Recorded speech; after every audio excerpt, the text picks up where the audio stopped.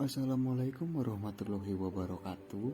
Salam, Om Swastiastu, Namo Buddhaya, salam kebajikan. Salam sejahtera bagi kita semuanya. Selamat siang kepada Ibu Lekop yang kami banggakan. Kami dari kelompok 1 ingin mempresentasikan tentang PSAK 72. PSAK 72 ini akan dipresentasikan oleh 5 orang. Yang pertama adalah saya sendiri, Wahyu Pratama Ismianto. Yang kedua adalah Oktarina Anggun Lestari. Yang ketiga adalah Reniza Mediana Putri. Yang keempat adalah Andreas Antoni. Yang kelima adalah Aulia Giana Rizky Putri. Di sini saya akan menjelaskan tentang tujuan dan ruang lingkup PSAK 72. Apa sih tujuan dari PSAK 72 ini? Yaitu menetapkan prinsip dalam melaporkan informasi yang berguna kepada pengguna laporan keuangan yang timbul dari kontrak dengan pelanggan. Apa saja informasi yang dilaporkan? Yang pertama itu sifat, yang kedua itu jumlah, yang ketiga itu waktu, yang keempat itu ketidakpastian pendapatan, yang kelima itu arus kas. Di sini ada pencapaian tujuan dari PSAK 72. Nah, di sini ada 3 poin. Yang poin pertama itu entitas mengakui pendapatan untuk menggambarkan pengalihan barang atau jasa yang dikajikan ke pelanggan. Yang kedua, entitas mempertimbangkan syarat kontrak serta seluruh fakta keadaan yang relevan. Yang ketiga itu PSAK 72 ini mengatur akuntansi untuk kontrak individual dengan pelanggan dan portofolio kontrak. Apa saja sih yang menjadi ruang lingkup PSAK 72? Di sini, seluruh kontrak dengan pelanggan terkecuali yang pertama itu ada kontrak sewa. Kontrak sewa sudah ada di PSAK 30. Yang kedua itu kontrak asuransi sudah ada di PSAK 62. Yang ketiga instrumen keuangan dan hak aktual lain. Nah, di PSAK 71 sudah ada instrumen keuangan. PSAK 65 laporan keuangan kekonsolidasian. PSAK 66 pengaturan bersama. PSAK 4 laporan keuangan tersendiri. PSAK 15 investasi pada entitas asosiasi ventura bersama. Yang terakhir yaitu pertukaran non-moneter antara entitas dalam lini bisnis yang sama untuk memfasilitasi penjualan terhadap pelanggan. Selanjutnya akan dijelaskan oleh teman saya. Selanjutnya ada pengukuran. Nah, di bagian pengukuran ini ada 3 hal yang harus dibahas. Yang pertama, menentukan harga transaksi. Yang kedua, mengalokasikan harga transaksi terhadap kewajiban pelaksanaan. Yang ketiga, perubahan dalam harga transaksi. Nah, kapan sih pengukuran dilakukan? Pengukuran dilakukan ketika atau selama kewajiban diselesaikan. Entitas mengakui pendapatan dari sejumlah transaksi yang dialokasikan terhadap kewajiban pelaksanaan. Nah, di slide ini yang pertama kita akan membahas menentukan harga transaksi. Nah, apa sih harga transaksi? Harga transaksi adalah jumlah imbalan yang diperkirakan menjadi hak entitas dalam pertukaran untuk mengalihkan barang atau jasa kepada pelanggan. Tidak termasuk jumlah yang ditagih atas nama pihak ketiga, contohnya yaitu pajak. Kemudian, imbalan yang dijanjikan dalam kontrak dengan pelanggan dapat mencakup jumlah tetap, jumlah variabel, atau keduanya. Entitas mempertimbangkan syarat kontrak dan praktik bisnis umum untuk menentukan harga transaksi. Sifat, waktu, dan jumlah imbalan yang dijanjikan oleh pelanggan mempengaruhi estimasi harga transaksi. Lalu entitas juga mempertimbangkan dampak dari seluruh hal yang akan dibahas di slide berikutnya. Selanjutnya harga transaksi. Yang pertama yang dibahas yaitu imbalan variabel.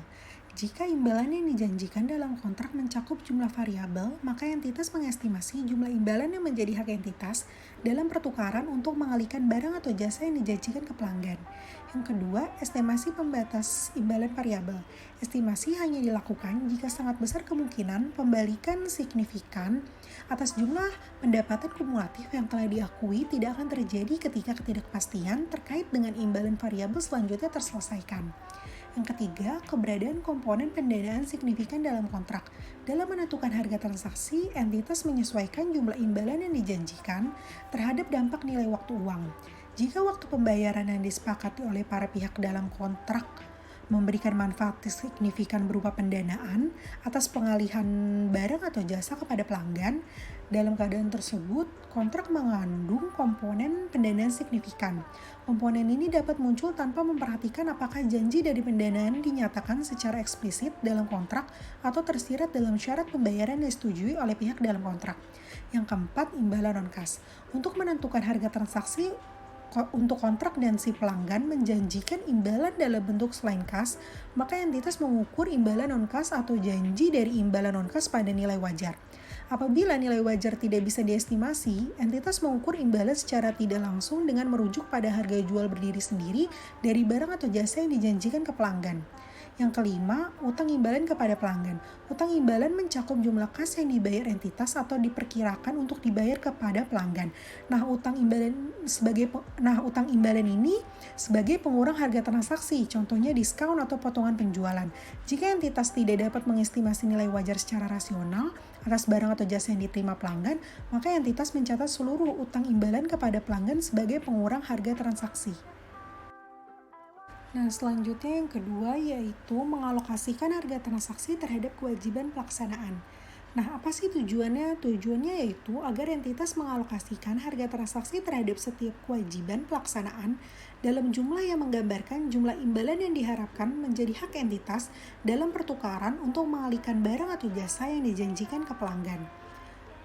Untuk memenuhi tujuan alokasi, entitas mengalokasikan harga transaksi terhadap setiap kewajiban pelaksanaan yang diidentifikasi dalam kontrak dengan dasar harga jual berdiri sendiri relatif atau relatif stand-alone selling price, kecuali diatur khusus untuk alokasi diskon dan alokasi imbalan yang mencakup jumlah variabel. Yang ketiga, selanjutnya perubahan dalam harga transaksi. Yang dibahas yang pertama yaitu mengalokasikan kewajiban pelaksanaan dalam kontrak perubahan selanjutnya atas harga transaksi dengan dasar yang sama dengan awal kontrak. Yang kedua, entitas mencatat perubahan dalam harga transaksi sebagai hasil dari modifikasi kontrak. Yang ketiga, perubahan harga transaksi dapat dilakukan dengan salah satu cara berikut. Yang pertama, penghentian kontrak. Di penghentian kontrak ini, perubahan dalam harga transaksi dapat didistribusikan dalam jumlah imbalan variabel yang dijanjikan. Selanjutnya yang kedua, kontrak terpisah. Di kontrak terpisah ini, entitas mengalokasikan perubahan dalam harga transaksi terhadap kewajiban pelaksanaan dalam kontrak modifikasi. Materi PSAK 72 selanjutnya akan saya jelaskan adalah tentang biaya kontrak. Biaya kontrak terdiri dari 3 pembahasan. Yang pertama adalah biaya inkremental atas perolehan kontrak. Yang kedua, biaya pemenuhan kontrak. Dan yang terakhir atau yang ketiga adalah amortisasi dan penurunan kontrak. Di sini saya akan menjelaskan secara satu persatu.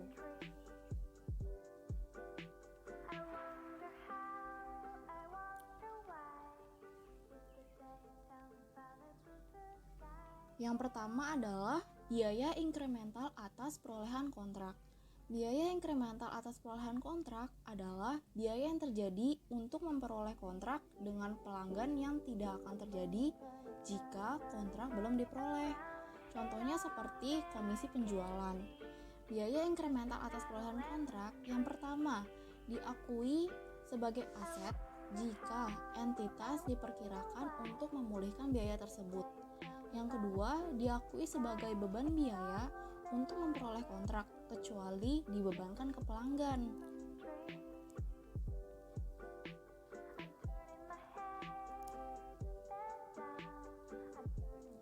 Yang kedua adalah biaya pemenuhan kontrak. Biaya pemenuhan kontrak ini diakui sebagai aset jika biaya yang terjadi dalam memenuhi kontrak dengan pelanggan tidak berada dalam ruang lingkup PSAK lain, seperti PSAK 14 tentang persediaan, PSAK 16 tentang aset tetap, dan yang terakhir PSAK 19 tentang aset tak berwujud. Entitas mengakui sebagai aset atas biaya yang terjadi untuk memenuhi kontrak, hanya jika memenuhi kriteria berikut. Yang pertama, berkaitan secara langsung dengan kontrak atau dapat diidentifikasi secara spesifik oleh entitas. Yang kedua, menghasilkan atau meningkatkan sumber daya entitas yang akan digunakan dalam penyelesaian kewajiban pelaksanaan di masa depan. Yang ketiga, biaya diharapkan akan dipulihkan.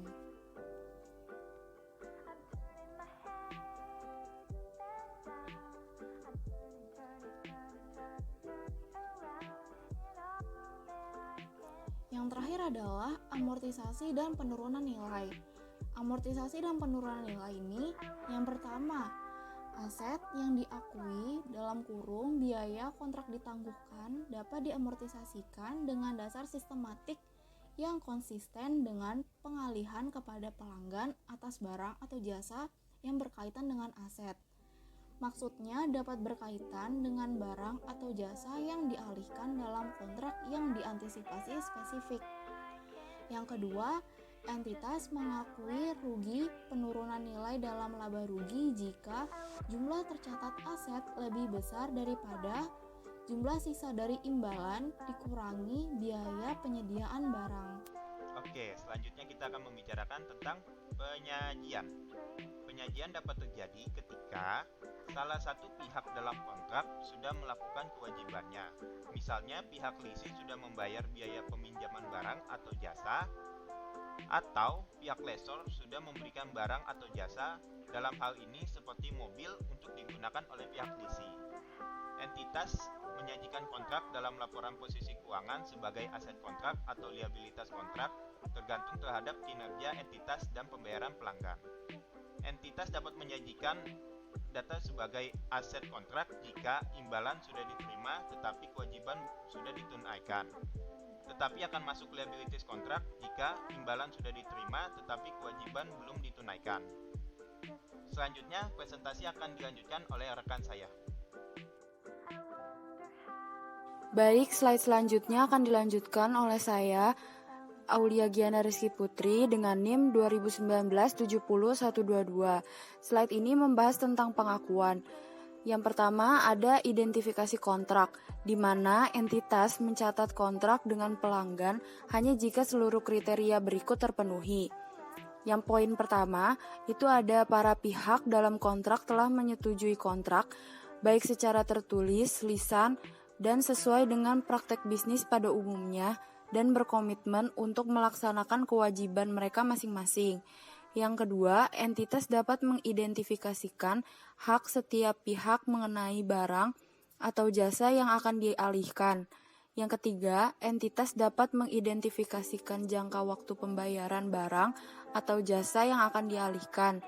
Yang keempat, kontrak memiliki substansi komersial yaitu resiko, waktu, atau jumlah arus kas. Yang kelima, kemungkinan besar entitas akan menagih imbalan yang akan menjadi haknya dalam pertukaran barang atau jasa yang akan dialihkan ke pelanggan. Pada slide selanjutnya membahas tentang tidak adanya kontrak dan kontrak tidak terlaksana. Untuk tidak ada kontrak, itu tidak terdapat suatu kontrak jika setiap pihak dalam kontrak memiliki hak yang dapat dipaksakan secara sepihak untuk mengakhiri kontrak yang tidak terlaksana penuh tanpa adanya kompensasi dari pihak lain. Yang kedua ada kontrak tidak terlaksana. Kontrak tidak terlaksana penuh jika kedua kriteria berikut terpenuhi. Yang pertama, entitas belum mengalihkan barang atau jasa yang dijanjikan kepada pelanggan. Yang kedua, entitas belum menerima dan belum berhak menerima imbalan apapun dalam pertukaran dengan barang atau jasa yang dijanjikan. Pada slide selanjutnya membahas tentang kombinasi kontrak. Entitas mengombinasikan dua atau lebih kontrak sebagai kontrak tunggal jika salah satu atau lebih dari kriteria berikut terpenuhi. Yang pertama, kontrak dinegosiasikan sebagai satu paket dengan tujuan komersial tunggal. Yang kedua, jumlah imbalan yang dibayarkan dalam satu kontrak bergantung pada harga atau pelaksanaan dari kontrak lain. Yang ketiga, barang atau jasa yang dijanjikan dalam kontrak atau beberapa barang atau jasa yang dijanjikan dalam setiap kontrak merupakan kewajiban pelaksanaan tunggal.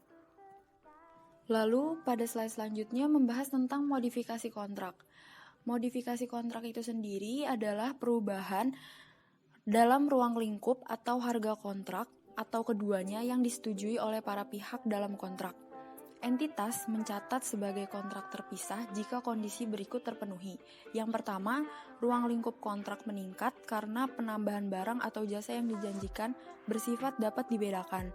Yang kedua, harga kontrak meningkat oleh sejumlah imbalan yang mencerminkan harga jual berdiri atas entitas atas penambahan barang atau jasa yang dijanjikan dan penyesuaian yang tepat terhadap harga yang mencerminkan keadaan kontrak tertentu.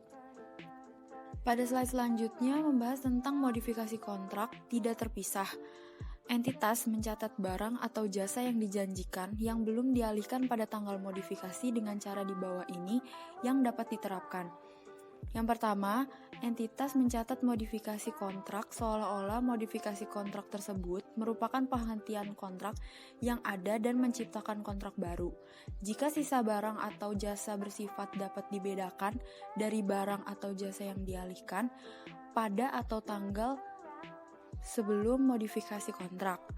Yang kedua, entitas mencatat modifikasi kontrak seolah-olah modifikasi kontrak tersebut merupakan bagian dari kontrak yang ada jika sisa barang atau jasa tidak bersifat dapat dibedakan dan oleh karena itu menjadi bagian dari kewajiban pelaksanaan tunggal yang dipenuhi sebagiannya pada tanggal modifikasi kontrak. Lalu pembahasan selanjutnya membahas tentang kewajiban pelaksanaan. Barang atau jasa yang dijanjikan kepada pelanggan bersifat dapat dibedakan jika kedua kriteria berikut terpenuhi. Yang pertama, pelanggan memperoleh manfaat dari barang atau jasa baik barang atau jasa itu sendiri atau bersama dengan sumber daya lain yang siap tersedia kepada pelanggan. Yang kedua, janji entitas untuk mengalihkan barang atau jasa kepada pelanggan dapat diidentifikasikan secara terpisah dari janji lain dalam kontrak. Lalu, jika barang dan jasa dijanjikan bersifat tidak dapat dibedakan, entitas mengombinasikan barang atau jasa dengan barang atau jasa lain yang dijanjikan sampai entitas mengidentifikasi sepaket barang atau jasa tersebut bersifat dapat dibedakan. Sekian dari saya, slide selanjutnya akan dilanjutkan oleh rekan saya. Terima kasih. Pada slide selanjutnya akan dibahas oleh saya, Aulia Giana Rizky Putri, dengan NIM 2019-70122. Pada slide ini membahas tentang pengungkapan. Tujuan pengungkapan itu sendiri adalah mengungkapkan informasi yang berguna kepada pengguna laporan keuangan yang timbul dari kontrak dengan pelanggan. Lalu di slide selanjutnya menjelaskan tentang 3 poin penting untuk mencapai tujuan pada pengungkapan. Yang pertama, ada kontrak dengan pelanggan. Di dalam kontrak pelanggan ini terdapat pemisahan pendapatan, saldo kontrak, kewajiban pelaksanaan, dan harga transaksi yang dialokasikan terhadap sisa kewajiban pelaksanaan. Yang kedua, ada pertimbangan signifikan dan perubahan dalam pertimbangan. Di dalam poin kedua ini terdapat menentukan waktu penyelesaian kewajiban pelaksanaan. Yang kedua, menentukan harga transaksi dan jumlah yang dialokasikan untuk kewajiban pelaksanaan. Selanjutnya, poin ketiga yaitu aset yang diakui dari biaya untuk memperoleh atau memenuhi kontrak dengan pelanggan. Di dalam poin ketiga ini terdiri dari yang pertama ada saldo akhir aset, yang kedua jumlah amortisasi dan rugi menurun pada nilai. Sekian dari kelompok kami, kurang lebihnya mohon maaf. Terima kasih untuk perhatiannya. Terima kasih, sekian presentasi dari kelompok kami. Kurang lebihnya mohon maaf. Wassalamualaikum warahmatullahi wabarakatuh.